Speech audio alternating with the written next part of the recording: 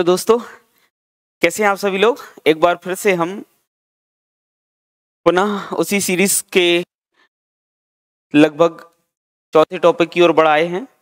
आज हमारा टॉपिक है चट्टानें। इसके पहले हमने पृथ्वी की गतियां, अक्षांश, देशांतर और पृथ्वी की आंतरिक संरचना से संबंधित एमसीक्यू सॉल्व किए हैं। आज हमारा ये चौथा टॉपिक है। तो हम विश्व भूगोल के अंतर्गत यूनिट नंबर 4 जो हमारा प्री की यूनिट है उससे संबंधित एमसीक्यू सॉल्व कर रहे हैं। तो ये हमारा चौथा टॉपिक है आज चट्टानों से संबंधित। तो आइए जान लेते हैं कि चट्टानों से संबंधित हमारी प्री परीक्षा में कौन से महत्वपूर्ण प्रश्न पूछे जा सकते हैं। उन्हीं महत्वपूर्ण प्रश्नों में से कुछ प्रश्नों की चर्चा हम आज इस पार्ट 1 में करेंगे। इसी के बाद दूसरे पार्ट में रिमेनिंग क्वेश्चन की चर्चा कर लेंगे। तो आइए जानते हैं कौन कौन से महत्वपूर्ण वो क्वेश्चन है। पहला क्वेश्चन देख लेते हैं। देखिएगा पहला क्वेश्चन क्या कह रहा है। पहला क्वेश्चन कहता है कि पेट्रोलॉजी किसका अध्ययन है। पहला क्वेश्चन क्या बोल रहा है, पेट्रोलॉजी किसका अध्ययन है। अब यहाँ पर बात यह है कि चूंकि हम चट्टानों से संबंधित टॉपिक का अध्ययन कर रहे हैं, चट्टानों से संबंधित एमसीक्यूज देख रहे हैं, तो फिर स्वाभाविक सी बात है कि आप कहोगे सर इसका आंसर तो क्या होगा, इसका आंसर होगा चट्टान या रॉक।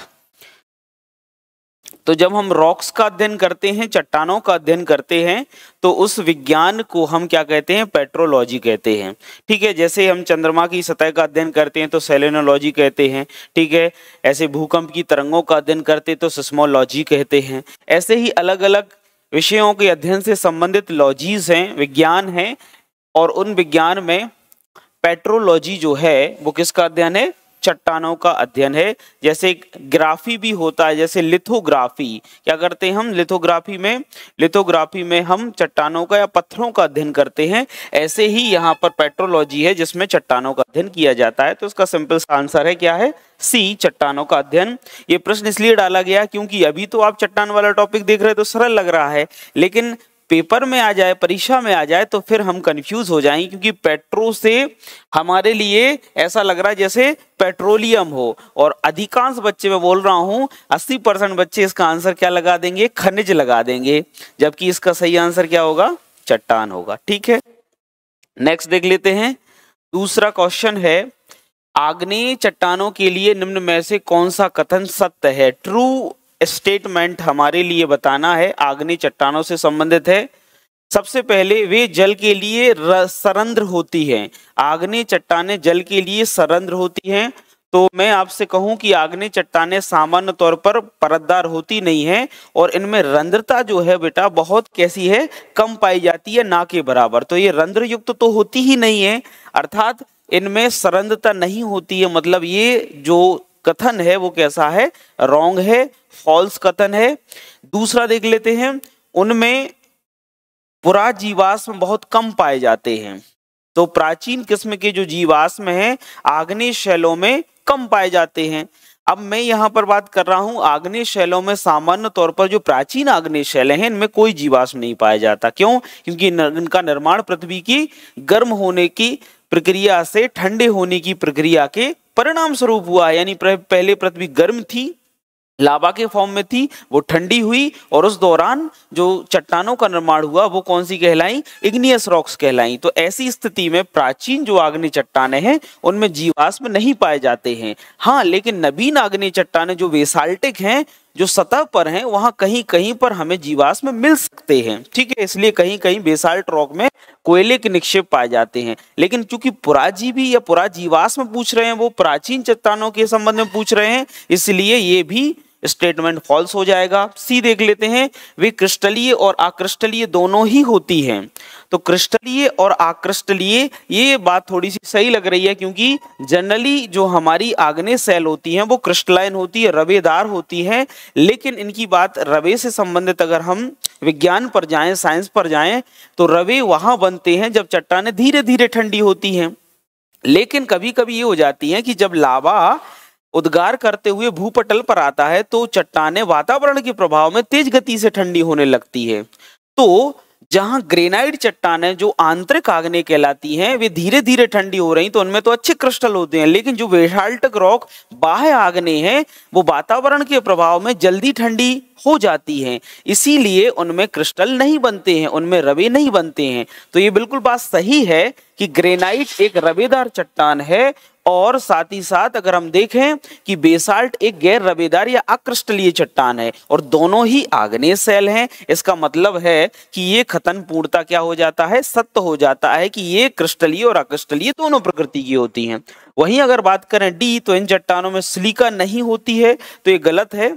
अगर बात करें इनमें सिलिका होती है, सिलिका होता है, लोहा होता है, एल्यूमिनियम, मैग्नीशियम, ये तत्व पाए जाते हैं, तो ये भी फॉल्स कथन है। तो सही कथन कौन सा हो जाएगा बेटा, सी हो जाएगा, C is the right answer. ठीक है, नेक्स्ट देख लेते हैं। निम्नलिखित सेल प्रारूप की विशेषताओं पर विचार कीजिए। निम्नलिखित सेल प्रारूप की कुछ विशेषताएं दी गई हैं। पहला दिया गया है पिघले मैग्मा के शीतलन और ठोसीकरण से निर्मित सेल। पिघले मैग्मा के अगर बात करें शीतलन से, ठंडे होने से और ठोस हो जाने से कौन सी सेल बनती हैं, ये बताना है उन सेल का नाम। दूसरा है पिघला लावा ठंडा होकर क्रिस्टल बनता है। पिघला लावा ठंडा होकर क्रिस्टल बनता है। और तीसरा है लावा पठार, लावा मैदान और लावा शील्ड भी बनता है। अब आपको बताना है कि इनमें से ये तीनों स्टेटमेंट किस चट्टान से संबंधित हैं। ये पूरा टाइप नहीं हो पाया है, इसमें ए ऑप्शन होना चाहिए आग्नेय, बी ऑप्शन होना चाहिए अवसादी, सी ऑप्शन होना चाहिए रूपांतरित, और डी ऑप्शन होना चाहिए नन ऑफ दिस, या इनमें से कोई नहीं, इनमें से कोई नहीं। ठीक है, तो अब आपको प्रश्न समझ में आ जाएगा कि तीन स्टेटमेंट किसी एक रॉक से संबंधित हैं। अब आपको उसको क्या करना है, आपको उसका आंसर सही बताना है।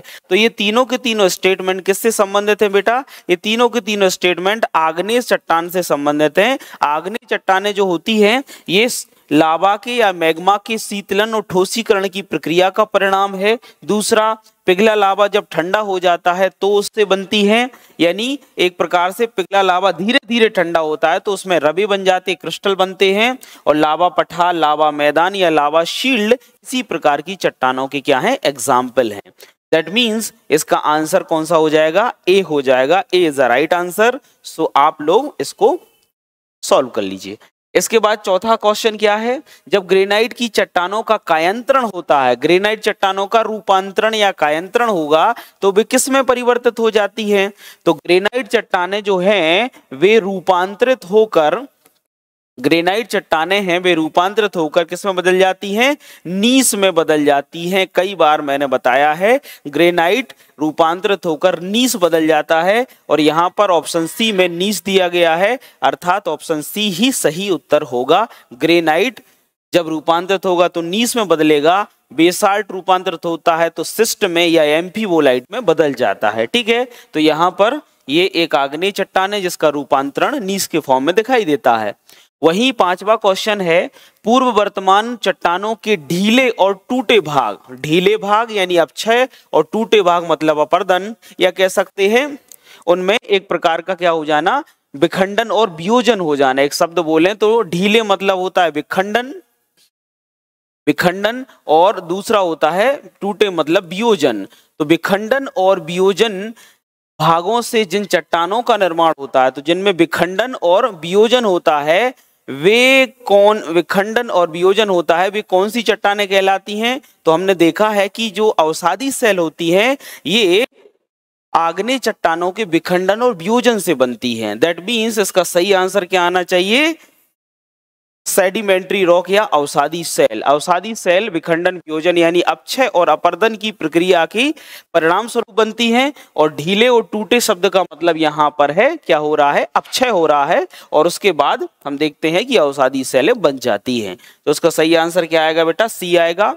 छठवां क्वेश्चन कहता है, रूपांतरित चट्टानों की उत्पत्ति किन चट्टानों से हुई है, रूपांतरित चट्टानों की उत्पत्ति किन चट्टानों से हुई है। तो रूपांतरित चट्टान यानी कायांतरित चट्टान, और इन चट्टानों की उत्पत्ति किन चट्टानों से होती है? क्या तलहटी चट्टानों से होती है? क्या आग्नेय से होती है? क्या आग्नेय और तलहटी दोनों से होती है, या इनमें से कोई नहीं? तो यहाँ तलछटी का मतलब है अवसादी। तलछटी का मतलब क्या है बेटा? अवसादी सेल। ठीक है, तो तलहटी या तलछटी चट्टानें तो तलछट में होती है, सागरों के निचले भागों में सेडिमेंटेशन से बनती, सेडिमेंट्री रॉक कहलाती है। तो सेडिमेंट्री रॉक, एग्नियस रॉक, या बोथ, या इनमें से कोई नहीं। तो रूपांतरित चट्टान की परिभाषा कहती है कि ये आग्नेय और रूपांतरित दोनों के ही रूपांतरण यानी ताप दाव की प्रक्रिया के परिणाम स्वरूप बनती हैं। तो आग्नेय से भी बन सकती है और रूपांतरित क्या बोलते हैं, सेडिमेंट्री से भी बन सकती है। हम कहते हैं कि हीरा जब रूपांतरित होता है, सॉरी क्या बोलते हैं, हम ऐसा कह सकते हैं कि कार्बन जब रूपांतरित होता है वो तो हीरा बदल जाता है या ग्रेफाइट के रूप में हो जाता है। चूना पत्थर क्या बन जाता है? संगमरमर बन जाता है। तो चूना पत्थर एक प्रकार की अवसादी सेल है जो संगमरमर के रूप में बन गई है। एक प्रकार से कौन सी सेल हो जाती? संगमरमर रूपांतरित सेल। वहीं अगर हम देखें तो ग्रेनाइट नीस में बदल जाती है। तो ग्रेनाइट एक आग्नेय सेल है जो किसमें बदल रही है? नीस नामक रूपांतरित सेल में बदलती है। बेसाल्ट एम्फीबोलाइट में बदल जाती है। तो बेसाल्ट एक आग्नेय है और एम्फीबोलाइट एक रूपांतरित है। तो आग्नेय का भी रूपांतरण होता है, अवसादी का भी रूपांतरण होता है। दैट मीन्स कि इन दोनों से ही मेटामॉर्फिक रॉक क्रिएट हो जाती है। ठीक है, आपकी जानकारी के लिए बता दूं, रूपांतरित चट्टानें भी पुनः रूपांतरण हो जाता है उनमें भी। गैब्रो कर्व ऐसे हम देखते हैं कि फाइलाइट सिस्ट में, और सिस्ट जो है वो कई बार एक प्रकार से और भी क्या बोलते रूपांतरित होकर अन्य प्रकार की चट्टानों में बदलती रहती, यानी कई बार रूपांतरित चट्टानों का भी पुनर्रूपांतरण होता रहता है। तो हम देखते हैं चट्टानें निरंतर एक प्रकार की चक्रीय मोशन में या चक्रीय प्रक्रिया के दौरान आगे बढ़ती है। आग्नेय, अवसादी, अवसादी रूपांतरित, रूपांतरित फिर आग्नेय, इस तरीके का एक चक्र चलता रहता है और प्रकृति में चट्टानों के बनने बगड़ने की प्रक्रिया चलती रहती है। 7वां क्वेश्चन देख लेते हैं। कौन सी चट्टानें प्राणियों के खोल यानी उनके कवच, यानी एक प्रकार का क्या है बेटा? ये कैल्शियम है। क्या है बेटा? ये कैल्शियम है। और अस्थि कंकाल यानी इसमें भी क्या है बेटा? कैल्शियम है। तो कहीं ना कहीं ऐसी चट्टानें जो प्राणियों के खोल से और अस्थि कंकालों से बनी है, इसका सीधा सा आंसर हो जाएगा, वो कौन सा हो जाएगा बेटा? चूना प्रस्तर या लाइमस्टोन। लाइमस्टोन, चूना पत्थर, कैल्शियम पाया जाता है और ये सब अवसादी सेलों के उदाहरण है। बड़ा सरल क्वेश्चन था, कोई दिक्कत नहीं होगी। ठीक है। इसके बाद अगर बात करें, सर्व प्राचीन, सबसे प्राचीन सेल समूह की आयु आंकी जाती है। अगर हमें किसी ऐसी सेल की आयु आंकनी है, ऐसी चट्टान की आयु आंकनी है जो प्राचीन है, तो हम कौन सी मेथड का यूज करते हैं? तो यहाँ बहुत सारी विधि है। कार्बन 14 विधि से, पोटेशियम आर्गन डेटिंग से, रेडियम सिलिका डेटिंग से, यूरेनियम लेड डेटिंग से। तो बहुत ज्यादा प्राचीन जो सेल हैं इनकी डेटिंग हम रेडियो आइसोटोप्स के माध्यम से करते हैं। तो ये जो रेडियो आइसोटोप डेटिंग है वो हम यूरेनियम लेड विधि द्वारा किया जाता है। प्राचीन चट्टानों का हम यूरेनियम लेड विधि से क्या कर लेते हैं? डेटिंग कर लेते हैं, उसकी आयु का निर्धारण कर लेते हैं। इसके अलावा और भी प्राचीन सेलें भी मिलती हैं जिसके लिए हम पोटेशियम आर्गन डेटिंग का भी प्रयोग कर सकते हैं। लेकिन ज्यादा प्राचीन है, अत्यधिक प्राचीन है, तो फिर यूरेनियम के साथ साथ लेड को मिला के उनकी बहुत प्राचीन सेलों का भी रेडियो आइसोटोप डेटिंग करके आयु का निर्धारण किया जा सकता है। तो इसका सही आंसर क्या होगा? इसका सही आंसर हो जाएगा D. D is a right answer. इसके बाद देख लेते हैं 9th क्वेश्चन। निम्न में से कौन रूपांतरित चट्टान नहीं है? बताना है। मेटामॉर्फिक रॉक नहीं है, तो स्लेट नहीं है, बिल्कुल है। सिस्ट नहीं है, बिल्कुल है। डायोराइट नहीं है और फाइलाइट है। अर्थात इसका सही आंसर क्या आ जाएगा? C is a right answer. Slate तो है, ठीक है। स्लेट, फाइलाइट, सिस्ट, ये तीनों के तीनों आपस में रूपांतरित होता है। पुनः रूपांतर फाइलाइट सिस्ट में, स्लेट सिस्ट में आपस में बदलती रहती हैं। तो तीनों की तीनों रूपांतरित हैं, पर डायोराइट कोई रूपांतरित सेल नहीं है। एक प्रकार की हम कह सकते हैं पायोडायोराइट एक प्रकार की चट्टान होती है, उसी से बनती है, यानी कोई रूपांतरित सेल नहीं है। ठीक है, अर्ध सेल कह सकते हैं या कह सकते हैं कि पूर्ण सेल का उदाहरण एक नहीं है, तो हम इसको सही नहीं मान सकते। यही इसका सही आंसर होगा। और अंतिम क्वेश्चन देख लेते हैं। अवसादी सेलों के लिए निम्न में से कौन सा कथन क्या है? फॉल्स, सत्य है, ट्रू है? अवसादी सेलों से संबंधित कौन सा कथन सही है?